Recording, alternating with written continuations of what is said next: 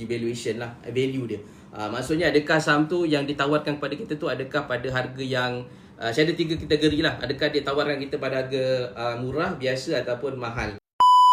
So tapi bagi saya sebab tu penting untuk anda study diorang punya prospektus. Siapa yang tak tahu, so syarikat ni kalau dia nak masuk ke Bursa Malaysia, so mereka akan keluarkan satu dokumen nama dia prospektus. So prospektus ni lah yang anda kena tengok dan anda kena semak dan anda kena check dan anda kena study.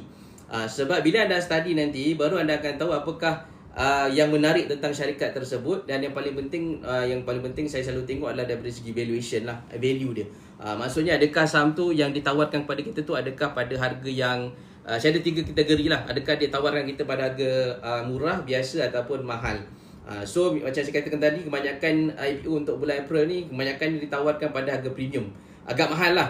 So bila mahal, ada kemungkinan bila dia masuk dekat dalam Bursa Malaysia tu dia akan ada kemungkinan dia akan drop sikit lah, dia akan jatuh. So sama ada dia buka on par ataupun dia akan drop, dia naik sikit waktu dia turun lah. So that is normal lah. So that's why anda kena study lah benda tu.